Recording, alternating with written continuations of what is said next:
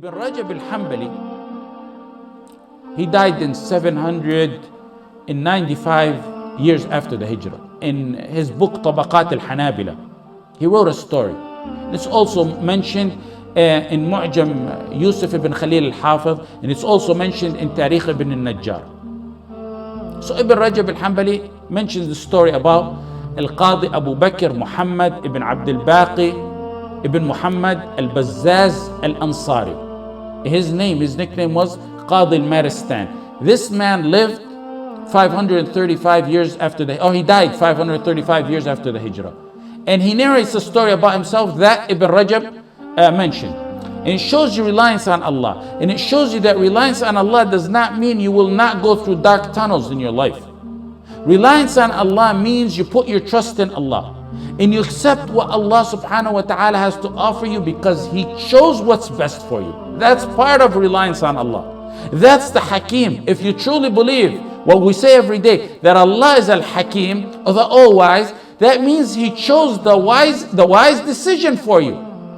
Who better or more wise than Allah subhanahu wa ta'ala? You see those who sign off a power of attorney to someone else. It could be a spouse, it could be a child, it could be a relative, it could be a friend, a durable power of attorney that you all know. And it means when you sign a durable power of attorney, you give that person you appointed the right to sell, to buy, to take the money out of withdraw the money out of your accounts and do whatever he wishes with them. If one is incapacitated, the person you appointed can make decisions for you. He can make the decision as far as pulling the plug of a life support machine. You gave that power of attorney because you fully trusted them. Once you gave that power of attorney, you don't question the decisions of the person. Otherwise, you should not have given it to him or withdraw it. But once you gave it to him, you wholeheartedly knew that person would do the best for me. وَلِلَّهِ الْمَثَلُ الْأَعْلَى. And Allah has the supreme examples. Tawakkul is putting your full trust on Allah, who has the supreme examples, Allah subhanahu wa ta'ala. You may go through dark tunnels in your life. That's part of life and a part of a believer's life. You think they're dark, but Allah always chooses what's best for you. عَجَبًا لِأَمْرِ الْمُؤْمِنِ إِنَّ أَمْرَهُ كُلَّهُ لَهُ خَيْرٌ.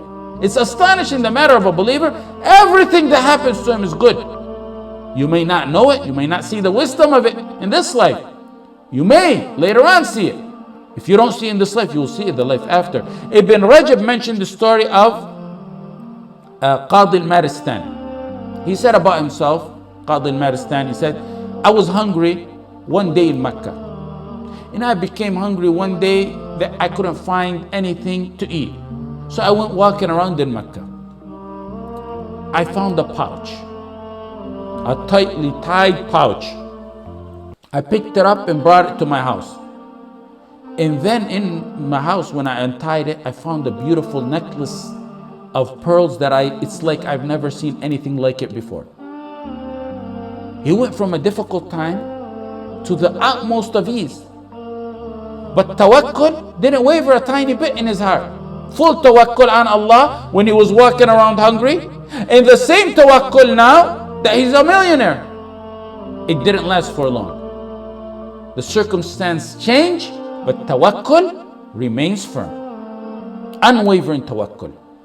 As soon as he walked in Mecca, right after that, he walked in Mecca, he heard the old man calling out, I lost a necklace and I have 500 dinar reward for whoever brings me back the necklace. He said, I called the old man. That was bad news for him. He thought he was a millionaire. He said, I called the old man. Come to my house. I think I have your pouch. So he told the old man, describe the necklace for me. He said the old man not only described the necklace, but he described the pouch and the string that was tied around the pouch and the number of pearls and the string that held the pearls together and every single detail about the necklace. So he said, I gave him the necklace. Had to have been him. No way could have knew that all those details. And he handed me 500 dinar. And just as I was about to take it, I thought to myself, he said, I don't deserve this. And I refused the reward. The man kept insisting on giving the reward. And it was as if Abu Bakr wanted to keep his reliance on Allah, totally refusing the reward for something he felt he really didn't deserve. He didn't do nothing to deserve that money. So the old man took the reward and left. Qadi al-Maristan, whose name is Abu Bakr, Kunya Abu Bakr, said, I left Mecca after that, and I took the ocean. And on the way, the ship began to sink. All the money on board sunk, and many of the passengers, most of them, died. He said, I seen a small raft while I was in the water. I held on to it, and the wind kept blowing me for such a long time until I got to an occupied island. When I landed on the island, he said, I immediately headed to the masjid, finding that there's no one there, so I began to recite Quran. The people attended the masjid. They came to me, stranger in town. They asked, could you teach us Quran? They seen him recite it. Could you teach us Quran? He said, yes. And then they began to overwhelm him with gifts. Then he said, I seen pages in the masjid one day, so I began to read in them, pages of the Quran. They said, you even know how to read and write? He said, yes. They told him, will you teach us and our children how to read and write? And they began to learn from him how to read and write, and also they showered him with gifts. Then they told him one day, after being there for some time, we have this problem. We have this young orphan girl. She has recently been orphaned. Her father died. And we want you to marry her. This was a tactic they did to try to keep him in town and attached to the town so he will not think of ever leaving them. He resisted. He wasn't even thinking about marriage.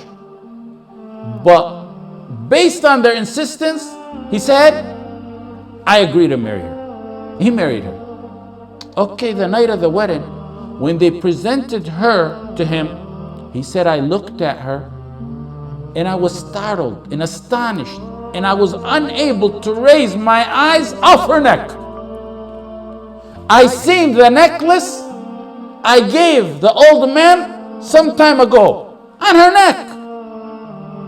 This is a true story, authentic story. He wasn't looking at his new bride's face, even though she's mentioned as being one of the most beautiful women in that town, in that island. The relatives around him said, you broke that orphan's heart. How could you look at the necklace and not at her? You're breaking her heart. It's like you're saying she's ugly by your looks. He said, I began to tell them the story of how I found that necklace on her neck, and how I returned it to some old man in Mecca, and how I left Mecca, and then the ship sunk, and how I arrived to their island. I told them the whole details of the story. They began to shout and cry, La ilaha illallah, Allahu Akbar, La ilaha illallah, Allahu Akbar. And the crowds in the town began to gather. He said, why are you people doing this, and why are you astonished? They told him, the man you gave the necklace to is the father of this girl. And what's more astonishing than that is we used to always hear him say, I never met a Muslim on the face of this earth like the man who returned the necklace to me. And they said we used to always hear him make dua, oh Allah, unite that man who returned the necklace with my daughter as her husband. He used to always ask Allah subhanahu wa ta'ala that he be the husband to his daughter, and Allah answered his dua. This is what happens with tawakkul. During hard times, your tawakkul needs to go unwavering, and that light will reappear at the end of the tunnel. Tawakkul is your source of ease and happiness in both difficult and happy times. That's not the end of the story. Look it, from tunnel to tunnel. You see the light, then you go in another tunnel. He said, I lived with her a very nice life, and Allah blessed me with 2 children. Tawakkul, through ease and hardship. Then she died. His wife died. Another hardship. So he said, me and my sons inherited the necklace. Then my 2 children died. Another hardship, but no, the tawakkul's still there. He said, then I sold the necklace for 100,000 dinar. And that's where I got the wealth. He was explaining later on how he got the wealth he has. وَمَنْ يَتَّقِ اللَّهَ يَجْعَلْ لَهُ مَخْرَجًا. Whoever fears Allah and keeps his duty to Allah, Allah will always find him a way out from every single difficulty you can imagine. وَيَرْزُقْهُ مِنْ حَيْثُ لَا يَحْتَسِبْ. He will provide him from sources he never imagined. وَيَرْزُقْهُم, it will come from sources you never even perceived. وَمَنْ يَتَوَكَّلْ عَلَى اللَّهِ فَهُوَ حَسْبُهُ. وَمَنْ يَتَوَكَّلْ عَلَى اللَّهِ فَهُوَ حَسْبُهُ. Whoever puts his trust in Allah subhanahu wa ta'ala, he will be sufficient for him. Whoever puts his trust in Allah subhanahu wa ta'ala, he will suffice him.